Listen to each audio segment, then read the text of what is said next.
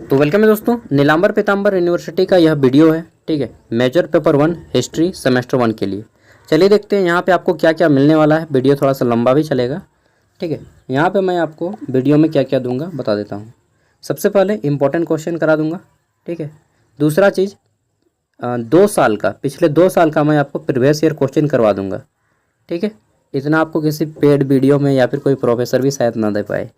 मैं ऐसा ऐसा नहीं है कि मैं घमंड के कारण बोल रहा हूँ, सही रियलिटी बता रहा हूँ। ठीक है, क्योंकि मेरे पास सब सिक्योरिटी से रहा है, इसलिए दे पा रहा हूँ। चलिए शुरू करते हैं। और सभी क्वेश्चन को अगर आपके सामने कॉपी पेन है तो नोट करते चलिएगा। ठीक है, आपको जो पढ़ना है वह पढ़ना है आइडिया ऑफ भारतवर्ष। आपके जो सिलेबस में है, एनपीयू के सिलेबस में, Nilamber Pitamber university history major paper 1, वह है आइडिया ऑफ भारतवर्ष या फिर आइडिया ऑफ भारत, यानी कि भारत का जानकारी आपको लेना है। ठीक है, इसमें हम इम्पोर्टेंट क्वेश्चन लेते हैं। सबसे पहले क्वेश्चन है आपका, वेदों की संख्या कितनी है? तो वेदों की कुल संख्या है 4, ऋग्वेद, सामवेद, यजुर्वेद, अथर्ववेद।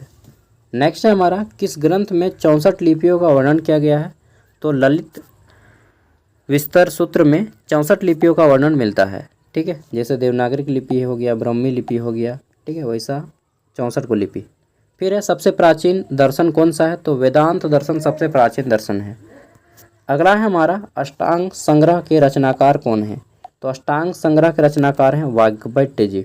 ठीक है, एक बहुत बड़े चिकित्सक थे प्राचीन काल में। नेक्स्ट है हमारा, तांबा कहाँ से प्राप्त हुआ प्राचीन काल में? तो खेतड़ी के राजस्थान में प्राप्त हुआ था। ठीक है, सबसे प्राचीन वेद कौन सा है? सबसे प्राचीन वेद है हमारा ऋग्वेद। इसी से गायत्री मंत्र का भी उच्चारण हुआ है। ठीक है, और संगीत का उत्पादन सामवेद से हुआ है। 7 नंबर में हमारा क्वेश्चन है, भारत देश का नाम किसके नाम पर रखा गया है? तो भारत देश का नाम राजा भरत के नाम पे रखा गया है, जो कि शकुंतला और दुष्यंत पुत्र था। ठीक है, यहाँ पे शॉर्ट फॉर्म में मैं बता रहा हूँ, वेदांग की संख्या कितनी है? 6 है। ठीक है, शिक्षा, छंद, व्याकरण, ज्योतिष, कल्प और निरुक्त। ठीक है, ये आपके 6 वेदांत हैं। उपनिषदों की संख्या कितनी है? 108। जैन धर्म के संस्थापक कौन है? महावीर स्वामी। बौद्ध धर्म के संस्थापक कौन है? गौतम बुद्ध। पुराणों की संख्या कितनी है? 18। ठीक है, ये आपके 1 मार्क्स वाले। अब देखिए यहाँ पे मैं शॉर्ट टाइप के क्वेश्चन दे रहा हूँ, जो कि एग्जाम में 5 मार्क्स के आ सकते हैं या फिर 15 नंबर वाला में जोड़ के दे सकता है। वेदांग किसे कहते हैं? उपनिषद किसे कहते हैं? ठीक है, दर्शन किसे कहते हैं? पर्यावरण क्या है? अंतर्देश या व्यापार की परिभाषा देना है आपको। नेक्स्ट है आपका, भारतीय संस्कृति की परिभाषा दीजिए। ठीक है, भारतीय इतिहास का स्वरूप लिखिए।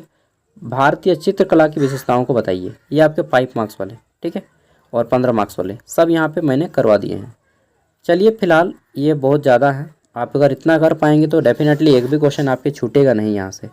ठीक है, 22-26 सेशन का मैं दिखा रहा हूँ प्रीवियस ईयर क्वेश्चन पेपर, उसके बाद 23-27 सेशन का दिखाऊंगा। तो फुल मार्क्स है 75, टाइमिंग रहेगा 3 आवर। ठीक है, हिस्ट्री मेजर पेपर 1, और पास करने के लिए इसमें आपको 30 नंबर लाना होगा। ठीक है, पेपर ग्रुप ए और ग्रुप बी 2 भागों में बांटा रहेगा। पहला देखते हैं, तो हमारा पहला क्वेश्चन यहाँ पे 1 मार्क्स वाला शुरू होता है। शुरू हो गया है।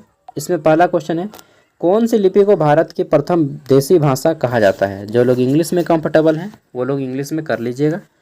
इंग्लिश में है कि which script is called the first, क्या है, वर्नेकुलर लैंग्वेज ऑफ इंडिया। ठीक है, तो राइट आंसर हो जाएगा दोस्तों, सबको जानते ही हैं, नहीं जानते हैं, देवनागरी की लिपि। ठीक है, देवनागरी को नहीं, देवनागरी लिपि। बी नंबर है हमारा, प्राचीन काल में बिहार के भागलपुर में कौन सा विश्वविद्यालय स्थित था? इंग्लिश में है कि which university was situated at Bhagalpur in Bihar during the ancient period. तो दोस्तों यहाँ पे स्थित था विक्रमशिला विश्वविद्यालय। ठीक है, विक्रमशिला विश्वविद्यालय, जिसकी स्थापना धर्मपाल ने किया था। और है कि हमारा तक्षशिला विश्वविद्यालय, जो भारत का सबसे प्राचीन विश्वविद्यालय था, और उसकी स्थापना कुमारगुप्त ने की थी। ठीक है, नालंदा में। नेक्स्ट है हमारा यहाँ पे, योग दर्शन के जनक कौन है? तो योग दर्शन के जनक है महर्षि पतंजलि। अगला है हमारा, किस देश को सोने की चिड़िया कहा जाता है? सबको जानते हैं, भारत अपना देश। 5वां है हमारा, रामायण की रचना किसने की? ठीक है, तो रामायण की रचना महर्षि वाल्मीकि ने की है। ठीक है, अब 23-27 के मैं आपको 1 मार्क्स वाले करा देता हूँ, ठीक है। ये 23-27 का क्वेश्चन है जो कि पूछा गया है इसी पेपर से। यहाँ पे देखिए क्वेश्चन है हमारा, भारत देश के 2 नाम बताइए। तो भारत देश का नाम क्या क्या है, आर्यावर्त है, ठीक है। और इंडिया को हटाइए, गोली मारिए, इंडिया नहीं बोलेंगे, भारत, आर्यावर्त, हिंदुस्तान, ठीक है।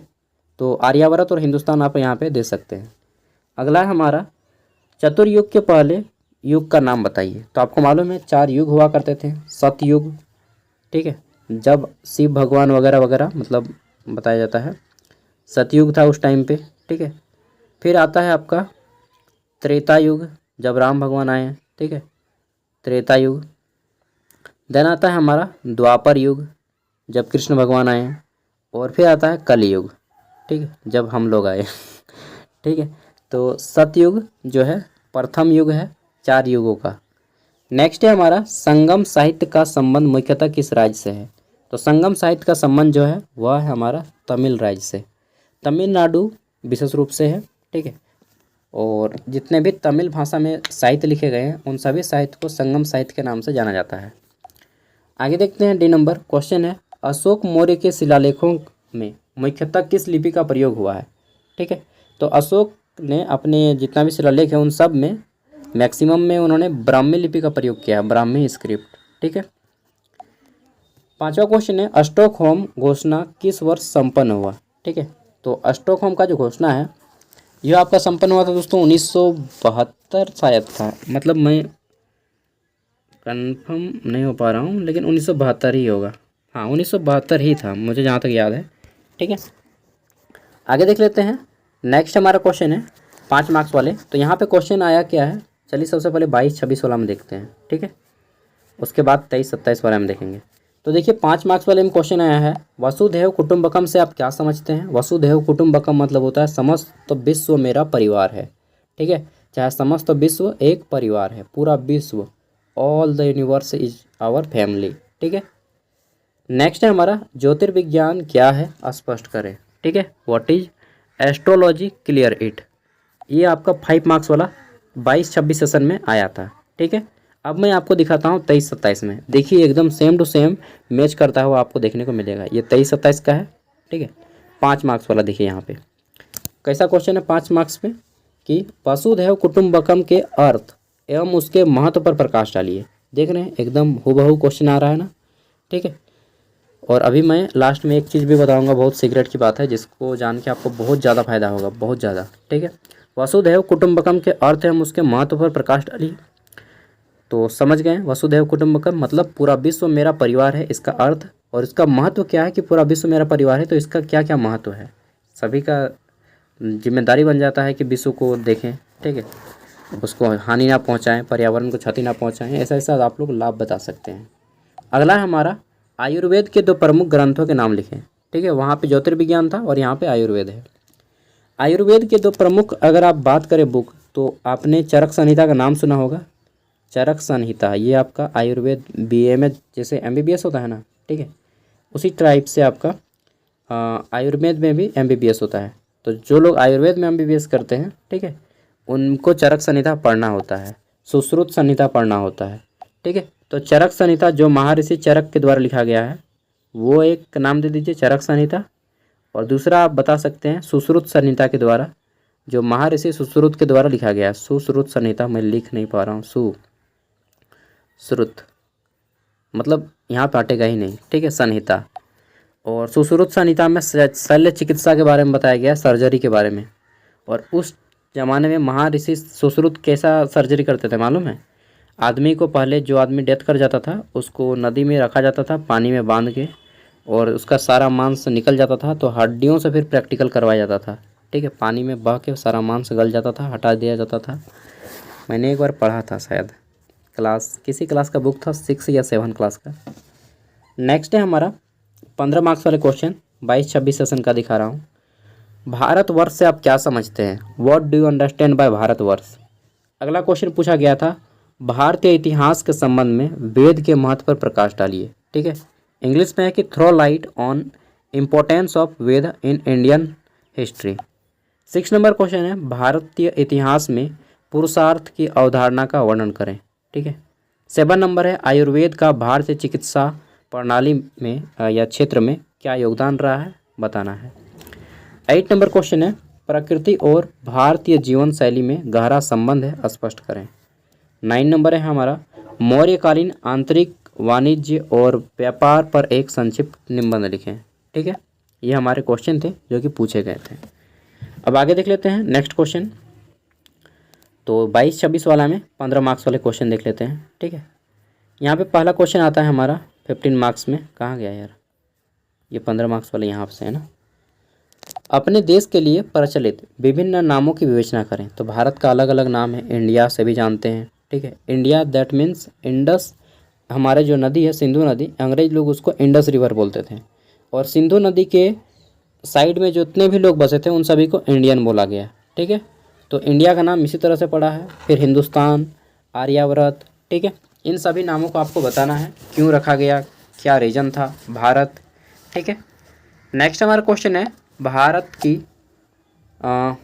पारंपरिक शिक्षा व्यवस्था पर आपको परिचय देना है। भारत की पारंपरिक शिक्षा व्यवस्था पहले प्राचीन ज़माने में कैसे पेड़ के नीचे में बैठ के कंठस्थ करवाया जाता था। ठीक है, कॉपी कलम उतना उस टाइम पे नहीं प्रचलन था जैसा अभी है।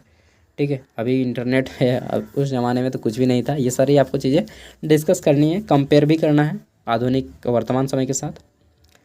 6 नंबर है हमारा प्राचीन बौद्ध साहित्य का वर्णन करें। ठीक है, बौद्ध साहित्य में आप त्रिपिटक का वर्णन कर सकते हैं, जिसमें सूत पिटक, विनय पिटक और अभिधम्म पिटक का बताइएगा। ठीक है, जो कि बौद्ध धर्म से हैं। और नेक्स्ट है हमारा प्राचीन भारत में ग्रामों की शासन व्यवस्था कैसे थी, ये बताना है कि प्राचीन काल में गांव कैसा चलता था। ठीक है, न्याय कैसे होता था, कोई गलती करता था तो सज़ा किसे मिलती थी। नेक्स्ट है हमारा और व्यापार व्यवस्था, सब कुछ बताना है। ठीक है, भारत के पारंपरिक कुटीर उद्योग का वर्णन करना है। पहले कुटीर उद्योग हुआ करता था, छोटा छोटा इंडस्ट्री। ठीक है, जिससे हर व्यक्ति जो है अपना फैक्ट्री का मालिक था।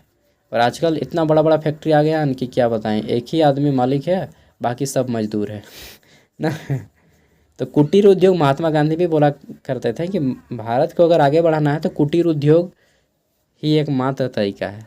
ठीक है, डेवलप करने का। नहीं तो डेवलप तो हो जाएगा, लेकिन सब व्यक्ति अमीर नहीं बन पाएगा, सब व्यक्ति के आय में असमानता आ जाएगी। भारत में कोई 5,000 कमा पाएगा तो कोई 5 लाख कमाएगा।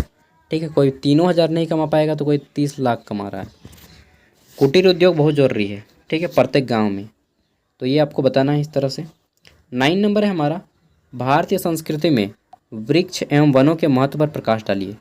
बहुत अच्छा क्वेश्चन है। भारत की संस्कृति में वृक्षों की पूजा की जाती है, जैसे बर हो गया, बरगद का पेड़, पीपल का वृक्ष, आम का पेड़। ठीक है, इनकी पूजा भी की जाती है ताकि इन्हें काटा ना जाए। ऑक्सीजन मतलब ज़्यादा मात्रा में जो बड़े बड़े पेड़ हैं उनसे ज़्यादा मात्रा में ऑक्सीजन आता है, इसलिए उनको गाँव में बसाया गया। ठीक है, इस तरह से आप लोग बता सकते हैं भारतीय संस्कृति में वृक्ष और वनों का महत्व। ठीक है, और 1-2 आंदोलन भी बता दीजिएगा, जैसे वो सुंदरलाल बहुगुणा का नाम दे दीजिएगा, खिजड़ी हो गया राजस्थान का। ठीक है, इस तरह से जितने भी हैं इम्पोर्टेंट वो सारे बता देने हैं। दोस्तों, ये मैंने 2 साल का प्रीवियस ईयर क्वेश्चन पेपर आपको दे दिया, 23-27, 22-26, इन दोनों का PDF मैं वीडियो को डिस्क्रिप्शन में दे दूँगा। ठीक है, और मैं कोई अदर वीडियो नहीं लाऊँगा अभी। हिस्ट्री का MJ पेपर का एक ही वीडियो, उसके बाद आपका सेक पेपर का लाऊंगा, फिर इसी तरह से सभी का एक एक वीडियो लाऊंगा। और जो मैं सिगरेट बताने खोज रहा था वो सिगरेट जान लीजिए। ठीक है, क्योंकि मैं अभी हो सकता है आपको वीडियो ना दे पाऊँ, क्योंकि मेरा अभी MA का एग्ज़ाम चल रहा है। ठीक है, देखिए मैं आप लोग को हो सकता है वीडियो ना दे पाऊँ। ठीक है, और इसलिए मैं जो भी चीज़ें हैं क्लियर कट बता देता हूँ। आप लोग रांची यूनिवर्सिटी का पूरा देखिए, एकदम पूरा। इसमें आप मेजर पेपर, सेक पेपर, ठीक है, माइनर पेपर, उसके बाद जितना भी पेपर है आपका सब रांची यूनिवर्सिटी से मैच करता है 100%। ठीक है, अगर जहाँ पे मैच नहीं करेगा वहाँ पे मैं आपको हिंट करूँगा, लेकिन जहाँ पे जैसे मैं किसी सब्जेक्ट का पेपर का वीडियो नहीं बना पाया तो रांची यूनिवर्सिटी का तुरंत देख लीजिए वीडियो। जैसे सर्च मारिएगा रांची यूनिवर्सिटी सेक पेपर पॉलिटिकल साइंस, ठीक है, ज्ञान सागर, सर्च मारिएगा, आ जाएगा यूट्यूब में। ठीक है, और आप लोग देख लीजिएगा, क्योंकि मेरा भी अभी MA का एग्ज़ाम चल रहा है तो मैं हो सकता है आप लोग को वीडियो ना दे पाऊँ। फिलहाल हल्ला के चलते मैं ऊपर छत पे आ गया हूँ। ठीक है, और उन्हें पहचानते हैं कौन है, देखिए। इसी तरह से आप लोग भी 2-3 अच्छा इमेज रखा कीजिए। ठीक है, मोटिवेट होंगे। Thank you, bye. All the best. और PDF मैं वीडियो को डिस्क्रिप्शन में शेयर कर दूँगा, ठीक है।